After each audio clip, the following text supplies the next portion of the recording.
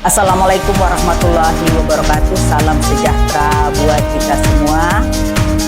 Tabe, tabe, tabe.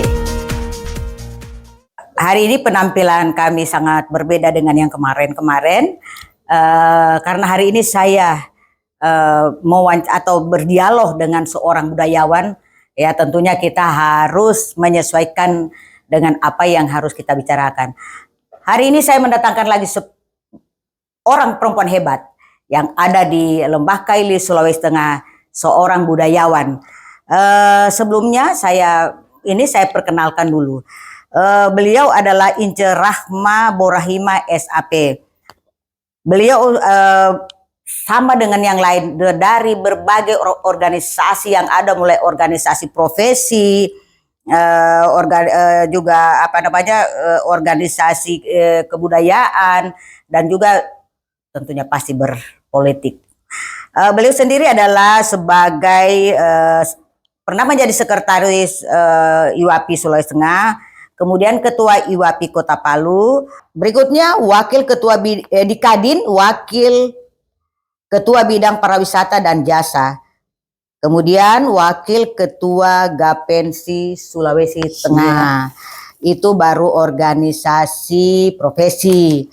Beliau juga aktif di organisasi kemasyarakatan, pernah di KNPI Donggala, kemudian sekretaris gabungan organisasi wanita di Sulawesi Tengah, kemudian beliau juga seorang politisi dari Partai Golkar, wakil sekretaris di Golkar DPD Golkar Sulawesi Tengah. Kemudian yang paling aktif dari semua itu dan menjadi ikon dari yang namanya Ibu Ince Rahma adalah beliau orang benar-benar concern dengan budaya. Beliau ada di organisasi Les Bumi, yaitu Lembaga Budaya Muslimin Indonesia. Kemudian koordinator musik tradisi. Kemudian organisasi Hutan Kehormatan berkedudukan di Den Haag. Nah, ini mungkin perlu kita akan nanti kita tanyakan apa sih? Kemudian sekretaris umum di Dewan Kebudayaan. Kemudian wakil ketua Dewan Kesenian. Dewan Kesenian, sorry. Dewan Kesenian sekretaris umum Dewan Kesenian Sulawesi Tengah. Kemudian wakil ketua Parvi Sulawesi Tengah. Kemudian yang terakhir adalah yang pasti beliau budayawan tulen. Kalau saya melihat dari CV yang ada dan dengan melihat kondisi yang ada sekarang dan tentunya yang lalu dan akan datang, pasti Ibu Ince Rahma ini punya satu obsesi bagaimana kebudayaan kita di Lembah Kaili ini, apalagi kita menjelang Hari Ibu. Hari Ibu tanggal 22 Desember, sehingga saya memilih 22 perempuan hebat di Lembah Kaili. Apa sebabnya saya pilih Hari Ibu? Karena ibu kita adalah orang Kaili. Jadi kita menghargai itu. Nah, baiklah, saya memperkenalkan Ibu Ince Rahma. Silakan Ibu Ince Rahma menyampaikan sesuatu buat penonton kita yang ada di sana. Assalamualaikum warahmatullahi wabarakatuh. Selamat malam. Salam kebajikan, salam budaya. Nama saya Ince Rahma Borahima. Sehari-hari saya bergelut dengan tradisi. Musik tradisi. Musik lebih utamanya adalah nyanyian Kaili tradisi, yaitu sastra Kaili kuno, dan kemudian lebih konten ke musik tradisi. Kenapa sampai saya memilih itu? Ketika saya melihat di dalam Undang-Undang Pemajuan Kebudayaan Nomor 5 tahun 2017 itu menggenjot supaya se-Indonesia ini mengangkat kebudayaan kekayaan kita seluruh Nusantara ini. Saya merasa terpanggil dan sangat sedih ketika melihat generasi kita itu dengan arus globalisasi yang ada itu sangat mengikis pelan-pelan ketidakpahamnya mereka tentang kebudayaan. Apalagi pada tahapan menghargai ya. Iya, menghargai, bahkan memiliki sebenarnya, harus memiliki nilai-nilai budaya leluhur itu. Iya. Sebab saya berpikir begini, nilai budaya leluhur kita itu sangat kaya akan ragamnya. Iya. Adatnya, kemudian nyanyiannya, kemudian mulai dari kita lahir sampai dengan kematian itu selalu diselingi dengan budaya. Iya. Nah, itulah kekayaan leluhur kita. Dan kemudian yang lebih fatal lagi, bahwa generasi kita, terutama generasi-generasi yang ke bawah, generasi keempat di bawah itu, mereka sama sekali sudah tidak bisa tidak mengenal bahasa nenek moyangnya, itu adalah bahasa Kaili. Iya. Jadi yakuhi Eva naasiraraku. Iya. Naasiraraku nanggita bija tariambe domo mengena matau gero mau bahasa Kaili. Domo toto na tau gero mau bahasa Kaili. Jadi saya berpikir bahwa ini harus saya lakukan sebagai seorang Kaili yang ada di Sulawesi Tengah.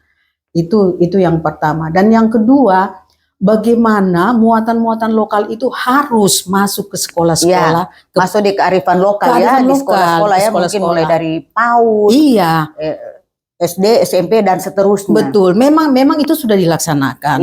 Sudah muatan-muatan lokal itu sudah dilaksanakan di ini. Tapi saya kayaknya tidak menggigit kepada anak-anak kita. Tidak substansi. Mereka itu tetap menomorsekiankan bahwa kita nonton ini sajalah, kita nonton inilah, seperti ini anak-anak kecil kita ini. Kita gaulai notesa. Seperti Eva kita di sini, Notutura Channel. Artinya ini yang harus kita bicarakan, ini hal-hal kita gali, kita bicarakan. Betul sekali. Jadi sehingga kita mencapai nanti ada capaiannya, jangan cuma sampai di Notutura. Jadi saya itu sangat bersyukur diundang oleh Notutura Channel ini, bahwa lebih konten mengangkat kebudayaan Sulawesi Tengah, kearifan lokal. Karena apa? Budaya tutur daripada kita suku Kaili itu sangat membuat juga kita kadang-kadang tidak bisa mempertahankan. Kalau tidak ada orang-orang seperti kita ini, karena itu tidak ditulis. Dan budaya tutur bercerita. Kemudian kalau kita sejak kecil, Bu Doktor ya, kita kan main sejak kecil. Itu kita punya dato masih kamai kita nggak nama turu kita, tapi mau tesaruru, tokasiasi, yoro, kan banyak sekali itu yang bahasa itu, sampai notumangi kita neto tuang itu, notesa tokasiasi sampai notumangi kita, bayangkan. Tapi sekarang anak-anak sekarang saya melihat bahwa mereka itu lebih suka dengan Naruto, kemudian SpongeBob itu, ya kan, itu budaya-budaya luar yang masuk ke anak-anak kita. Sangat tidak tepat kalau kita melihat arus globalisasi itu untuk pengetahuan generasi kita ke belakang. Atau mungkin begini Tuaka. Iya, Birimba. Persoalannya juga adalah mungkin ini tidak dikemas dalam tontonan yang menarik. Jadi kita kalau coba lihat, kalau kita tadi bicara Naruto, karena itu tontonan menarik. Kenapa yang kita ceritakan tadi, orang mungkin waktu permainan anak-anak yang punya filosofi, yang artinya yang bagaimana anak-anak itu enak menonton, yang mungkin di era teknologi ini kita berikan kepada pemerintah supaya dibuatkan itu. Ada support pemerintah dibuatkan itu. Saya kira ini hanya daya tarik saja. Betul. Kalau dulu orang main kalau kita lihat anak-anak situ main pedang, ya mungkin dulu kita main ketapel, main apa itu sesuatu yang menarik. Betul. Cuma harus dikemas. Betul. Memang dengan undang-undang pemberdayaan, undang-undang pemajuan kebudayaan itu akan ke sana. Ya, mereka bagaimana dari hilir dan kemudian ke hulu. Kemudian ke hulu. Mereka dan kita yang akan sekarang ini yang lebih serius untuk menangani ini, untuk bagaimana ada media-media yang bisa mengcover semuanya, seperti di perfilman. Film itu kan di dalam perfilman itu termasuk ekonomi kreatif. Jadi bagaimana pertunjukan, kemudian teater, Kita seduh dalam teater, kemudian dari sendera tari, semua itu kita bisa ceritakan tentang alur-alur daripada daur hidup suku Kaili, sehingga mereka mengetahui, wow, betapa kayanya leluhur kita mengemas satu hal cerita yang betul-betul dahsyat, tetapi tidak dilakukan dengan teknologi. Tetapi di mana kita itu begitu taat melakukan itu sehingga kita takut sekali. Jangan duduk di pintu. Kalau duduk di pintu, nanggovia ra'anunuanu, hantu bebe. Padahal bukan ke begitu. Duduk di pintu sudah sore, kita harus masuk ke dalam rumah. Itu etika sebenarnya. Pengajaran. Jadi sebenarnya budaya ini banyak memang mengajarkan tentang adab dan etika melalui simbol-simbol. Simbol-simbol banyak sekali simbol-simbol yang diberikan. Banyak jangan sekali, duduk di bantal nanti bisul. Padahal supaya jangan keluar. Jadi memang ini PR-nya luar biasa. Tapi sangat. Kalau saya lihat akhir-akhir ini Tuaka Ince Rahma banyak bergelut di musik tradisi. Apakah harus dimulai dari musik tradisi dulu? Artinya mana yang punya kesempatan bisa booming, dan bahkan mungkin saya dengar punya rencana yang lebih ada ekspansi ke luar negeri. Jadi begini, saya berbicara tentang Sulawesi Tengah dengan kekayaan ragam akan budayanya kepada Gilang Ramadan, seorang musisi yang kondang ya, musisi bertaraf internasional. Tapi beliau pun itu merasa kecil. Kenapa? Dia bilang, Mbak Ole, ya aku nipokioi Ole kan. Mbak Ole, saya itu sedih ketika saya di Amerika sejak dari kecil sampai besar. Waktu saya main drum, waktu sudah terbaik sekali, saya merasa tidak punya apa-apa. Saya merasa tidak punya apa-apa. Kenapa? Ternyata di sana lebih banyak maestro itu, pakarnya.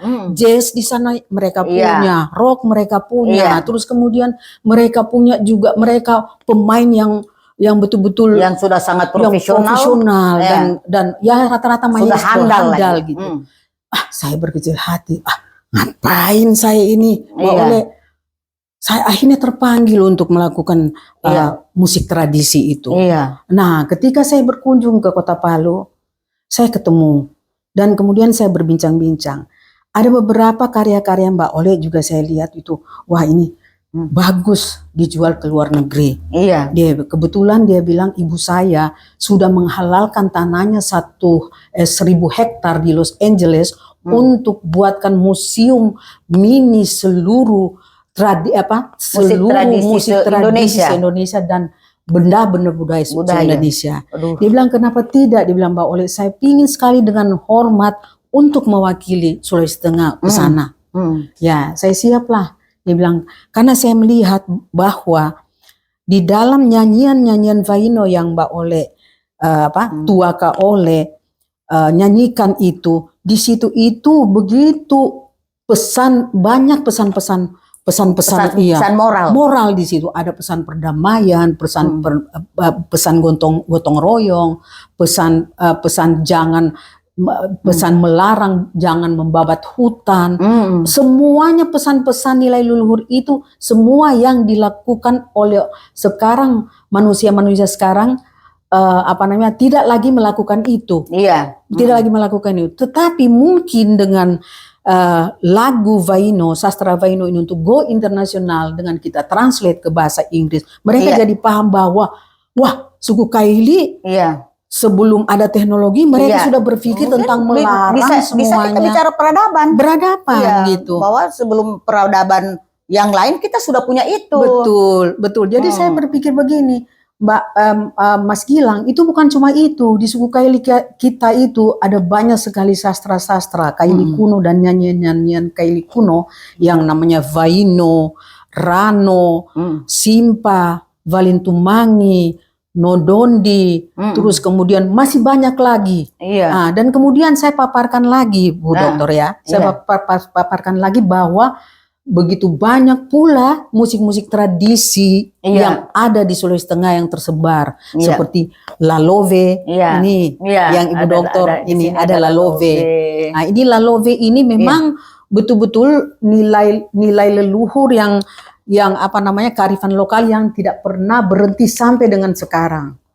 Dan juga sering dipakai di upacara adat dan kemudian kalau dulu di zaman animisme ini kan upacara adat sama penyembuhan. Tetapi meniup Lalove ini kan ada istilah kobi 1, kobi randua, kobi tatalu. Jadi misalkan hanya untuk umum, kemudian hanya untuk untuk penyembuhan juga ada gitu. Bagi yang percaya. Tetapi kan kalau kita berpikir kembali lagi ke supranatural, ya kita kembali ke supranatural.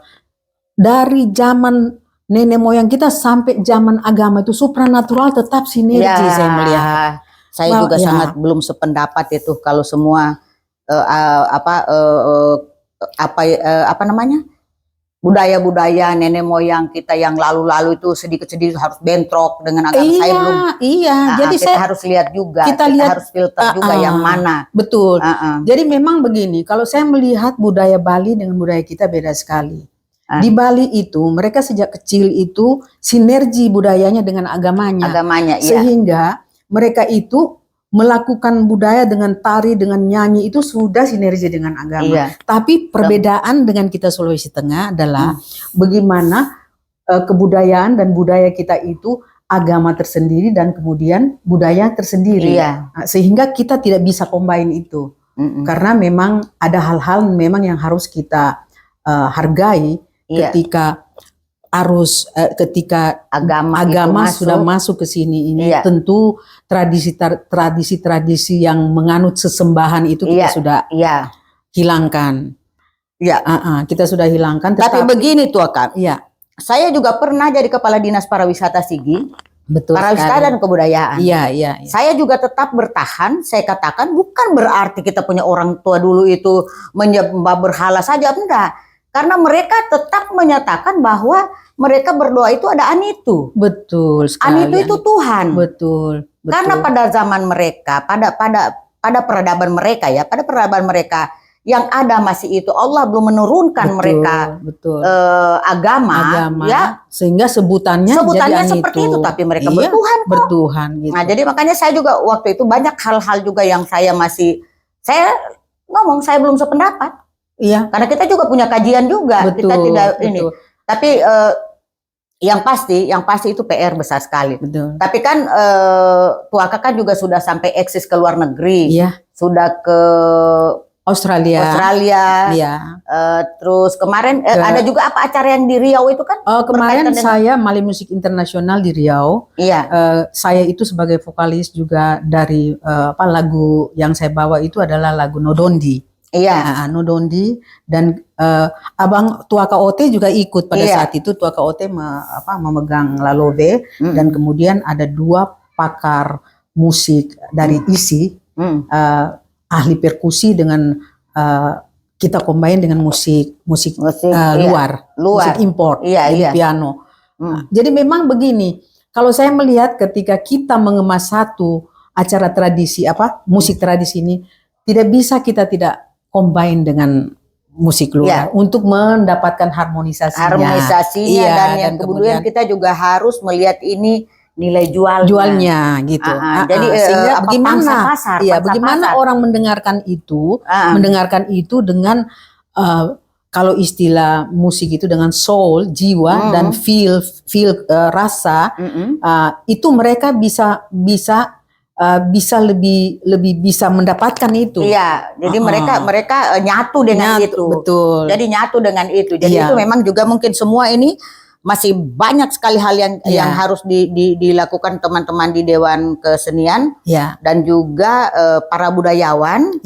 Coba kita merasa bersama-sama untuk duduk bersama, karena ini kan banyak teman-teman kita yang di luar sana juga punya kemampuan lah, punya ini. Tapi mungkin kalau saya lihat mungkin hanya belum disatukan. Saya selalu melihat itu. Mohon maaf, yang saya lihat selalu karena kita belum disatukan dalam satu wadah, untuk kita bisa berdialog dan kemungkinan wadah itu ada, tapi mungkin perlu ditingkatkan. Iya. Yang kemudian juga saya lihat bahwa Tuaka Ole juga pernah malah main ya di film. Oh, main di film Telunjuk Tak Berjiwa. Iya, makanya karena saya lihat pengurus Parvi. Iya. Jadi waktu saya main di dalam film Telunjuk Tak Berjiwa itu memang mengkritik sosial, mengkritik bagaimana perempuan-perempuan pemecah batu Tokaili itu, mereka melakukan hanya dengan ambil batu, kemudian pukul, dihancurkan tangannya semua, tangan itu sampai pecah-pecah. Tapi ketika mereka jual, dihargai dengan 5.000 satu ember. Ya Allah. Waktu ke Singapura sudah jadi dolar. Kan ini kesenjangan. Iya, kesenjangan. Iya, betul-betul kesenjangan. Iya, udah. Betul-betul kalau jauh kita bilang sekali udah antara bumi dan langit. Nggak manusiawi banget ya. Sangat tidak manusiawi ya. Itulah satu film waktu itu kita ikut festival film di Prancis. Jadi festival film folklore, film rakyat yang dibawa ke Prancis waktu itu. Tapi alhamdulillah kita masuk 10 besar pada saat itu. Alhamdulillah ya. Iya. Tapi saya satu lagi yang saya tertarik tadi ini ada yang di Den Haag itu loh. Iya.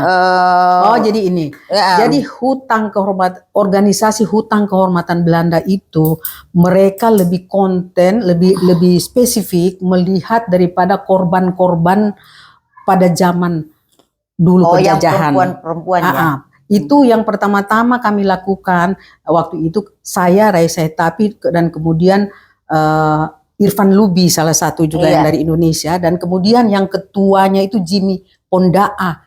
Dia bertempat tinggal berkedudukan di Belanda. Dia merasa terpanggil untuk bagaimana caranya korban Rawadengklok yang masyarakat sipil dibunuh waktu itu 3.000 lebih. Itu Kerawang Bekasi itu. Iya, Kerawang Bekasi. Sehingga janda-janda daripada itu miskin papa, mereka itu sama sekali tidak bisa makan. Jadi waktu kami ke ke Bekasi itu, ke tempat itu melihat betul-betul miris sekali. Jadi itulah pada saat itu Jimmy Pondaa itu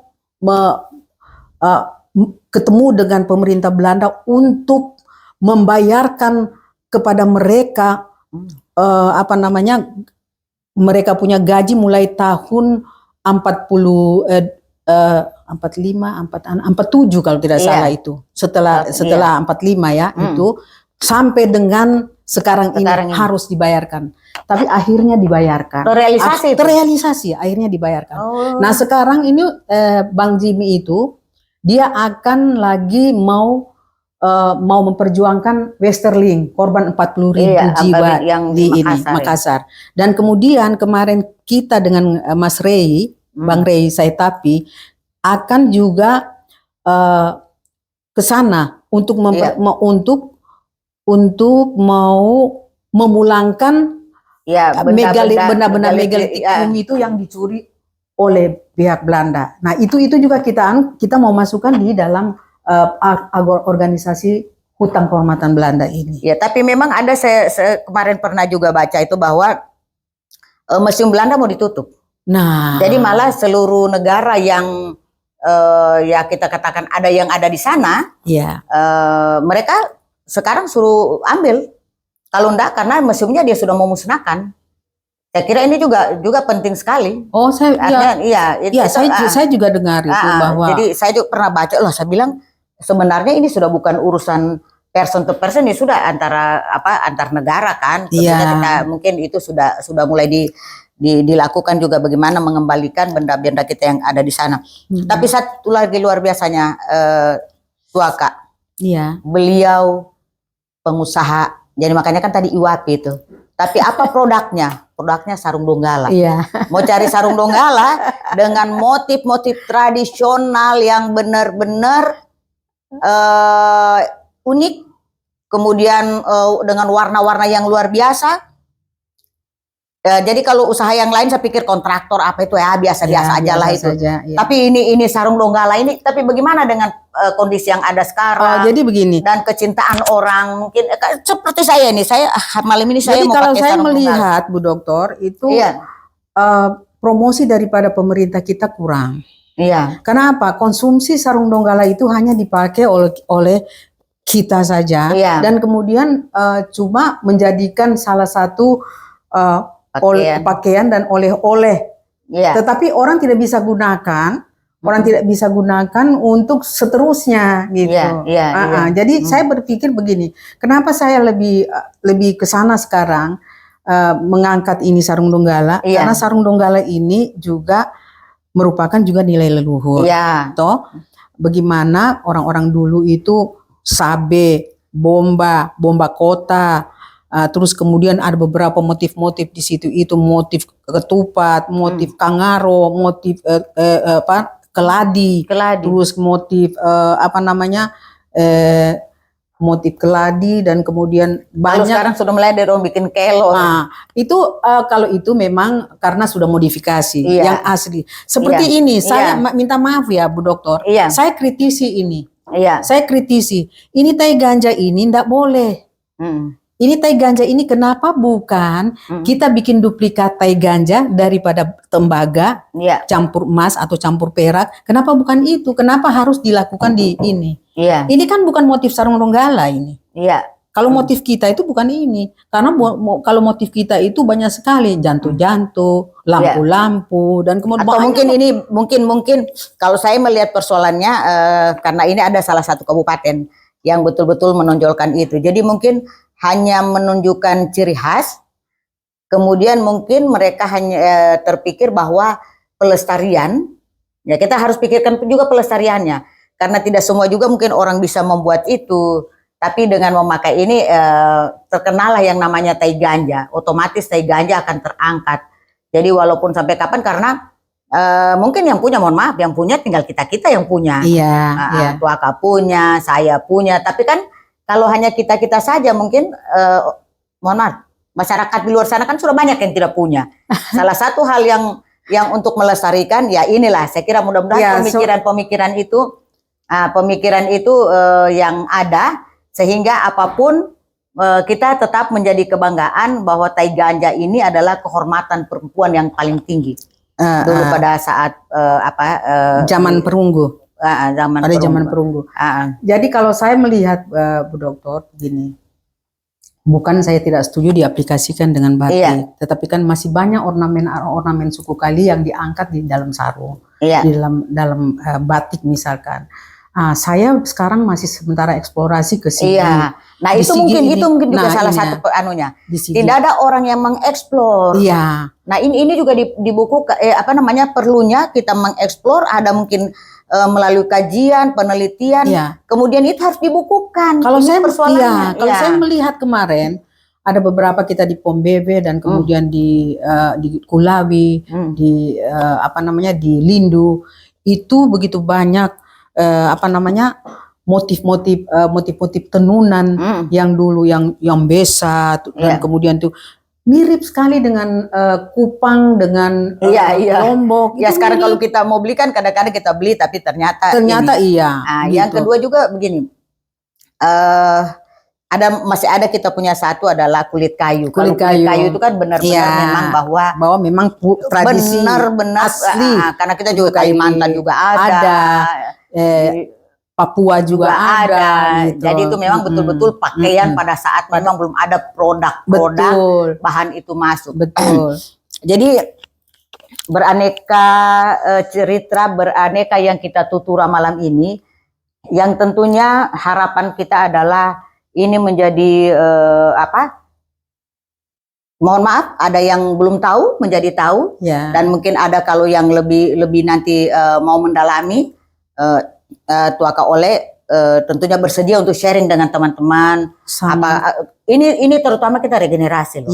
Ini penting regenerasi. Memang akan ke situ. Nah, kita regenerasi. Jadi saya kira dengan kiprah-kiprah yang sudah ada sekarang ini, pasti sudah mengarah ke sana, dan apalagi kalau ini benar-benar acaranya nanti sampai lagi ke Amerika. Iya. Nah itu kan sudah loncatan namanya itu. Kalau zaman kemarin itu namanya loncatan. Iya. Tapi gini, kalau yang lainnya saya mesti minta closing statement.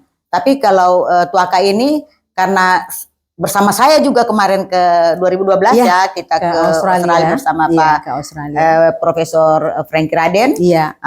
Saya hanya membacakan pengantarnya, prolognya. Iya, prolog dan sinopsisnya. Ya, dan sinopsisnya. Iya. Tapi Tuaka yang nyanyi Sastra Vainonya. Iya. Ya barangkali diulang ini supaya kita ulang lagi tuh yang di Australia.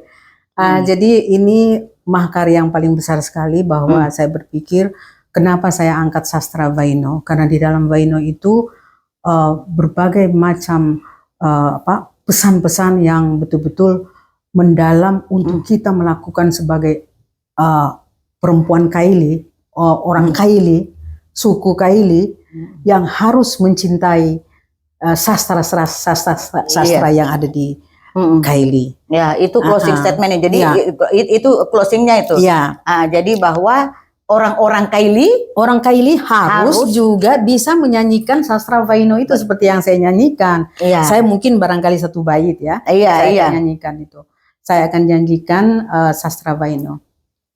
Ogini komi popaka sabinga Rao senu salando atulau. Jadi dia minta pamit. Saya minta pamit, bergeserlah wahai saudara-saudaraku, saya akan lewat dan akan minta pamit. Oh, jadi artinya, dan ucapan salam dan doa dari kami orang Kaili. Ya Allah. Luar biasa. Saya kira dari apa yang saya tampilkan, dari beraneka profesi, hari ini saya bersama seorang budayawan, saya merasa sangat luar biasa, dan juga tentunya atas nama Dr. Dewi Cahyawati Notutura Channel Setia Pancamarga Palu sangat berterima kasih. Kita harus berbuat dan masih harus berbuat dan masih harus berbuat. Tidak ada kata akhir untuk melakukan hal-hal yang seperti dilakukan sekarang. Dan tentunya kita juga meminta juga adalah sedikit perhatian juga dari pemerintah ya untuk mensupport ini supaya bagaimana kita mengangkat budaya-budaya kita yang luar biasa, yang saya ulangi tadi daur hidup dari mulai lahir sampai meninggal itu ada upacara adatnya, dan alhamdulillah yang buat itu ayahanda. Nah, jadi saya punya kebanggaan tersendiri karena ayahanda daripada Bu Dokter itu saya punya paman. Jadi kita banyak belajar dari situ. Kita ini memang pelaku. Pelaku. Saya lupa juga beliau ini betul-betul saya harus bilang bahwa beliau tokoh budayawan yang langsung menjadi pelakunya. Ya kalau saya sih mungkin hanya selama ini pengambil kebijakannya tapi kalau beliau betul-betul pelaku dan ya itu turun ke gunung, dari gunung ke gunung cari ini. Itu nanti kita di Tutura Channel nanti kita bikin episode tersendiri kita bikin episode tersendiri, dan mungkin kita turun-turun ke sana.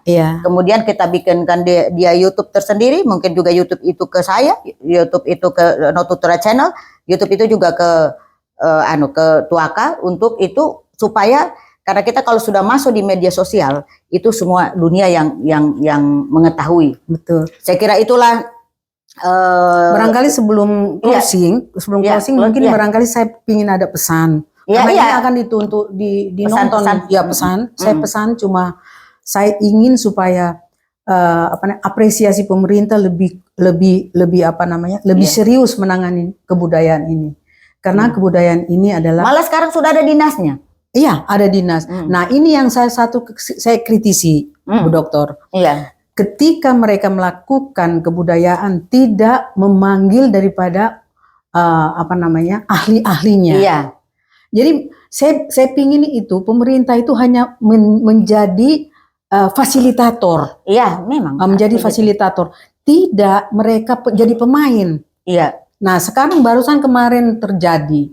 Ini saya kritisi. Saya kritisi betul-betul kritisi. Barusan kemarin terjadi. Mereka sendiri yang pergi dan outputnya tidak kelihatan. Iya. Kenapa tidak dibawa lah? Jangan, bukan saya, masih banyak yang lain-lain. Masih banyak yang lain-lain kalau bukan saya. Masih banyak budayawan. Tapi apa yang didatangi itu? Apa mereka mau, apa yang mau distudikan? Kalau sekarang kan namanya kalau kita itu studi tiru. Iya. Apakah studi banding? Karena kalau studi banding pembanding. Tapi kalau paling tidak kita studi tahu lah. Betul. Kita tahu budaya orang. Iya, budaya. Kalau tahu budaya orang, bawa juga budayawan supaya dia yang akan meniru itu. Dan bagaimana menirunya itu bukan yang dari sana kita bawa ke sini, tetapi mungkin manajemennya, betul, promosinya, betul, kolaborasinya. Dan itu saya melihat, Bu Dokter, berulang-ulang kali hanya seperti itu. Ya. Bawa kopi, bawa ini kulit kayu, tapi mau diapakan? Iya. Tapi bawa kulit kayu tidak dengan kemasan yang bagus. Iya. Kalau saya melihat itu Jayapura, namanya Papua. Mereka bawa kulit kayu yang sudah dikemas dan ornamen-ornamen suku mereka itu ada di dalam kulit kayu, sehingga tertarik orang. Kita kulit kayu cuma digulung dan kemudian diikat dengan apa namanya? Diikat dengan rumput Jepang dan kemudian cuma gini. Iya. Tapi ketika lihat tidak diberikan nilai. Jadi selalu kata kemasannya Habibie itu setiap apa yang segala sesuatu apabila diberi nilai, maka dia pasti akan naik ininya, akan naik nilainya. Akan naik. Jadi ya, saya kira kalau kita mengeksplor terusan ini, ya mungkin nanti juga penonton juga akan bukan juga ini pasti juga pengen banyak tahu, tapi insya Allah, tapi kami janji kami akan banyak mengeksplor. Mungkin sudah bukan hanya pada dialog seperti ini, tapi kami akan juga mencoba mengambil beberapa nanti momen-momennya Tuaka, barangkali nanti lagi ada acara di mana, atau mungkin lagi mau ke mau kita tenun sarung, pokoknya seluruh kegiatan-kegiatan, karena saya juga pastilah kita sama-sama akan punya tanggung jawab moral terhadap itu, tapi mungkin kita di dunia di bidang yang berbeda. Kalau saya bisa hanya mempromosikan itu melalui kebetulan kita punya channel No Tutura, saya kira mudah-mudahan ini perlahan-lahan kita kolaborasi nih. Insya Allah, sekarang Ibu dunia Dokter, kolaborasi. saya pingin bukan jangan cuma saya sendiri. Iya. Ibu Dokter sebagai orang Kaili, mari kita sama-sama turun dan mari kita sama-sama mencari dan mencari. Karena saya berpikir bahwa siapa lagi kalau bukan kita. Iya, kebetulan di setiap Panca Marga nanti mungkin saya akan lakukan juga kajian-kajian. Kemudian mungkin penelitian-penelitian itu mungkin kami nanti akan bisa kolaborasi, karena memang salah satu program saya itu adalah bagaimana meningkat pengetahuan mahasiswa itu tentang kearifan lokal. Tentunya budaya. Itu dahsyat. Jadi mudah-mudahan ini juga perlahan-lahan kita lakukan bersama. Amin. Dan saya kira dialog malam ini hari ini cukup padat, tetapi bisa cukup padat tapi sangat bermakna. Nah, buat para teman-teman di sana yang ada di sana yang menonton, jangan lupa di Facebook, ada di TikTok, dan juga ada di Instagram. Dan yang pasti Dr. Dewi Cahyawati Abdullah No Tutura Channel tetap hadir di hati kita semua, apalagi menjelang Hari Ibu tanggal 22 Desember. Sekali lagi saya ucapkan terima kasih. Songgom Puasi, Tabe.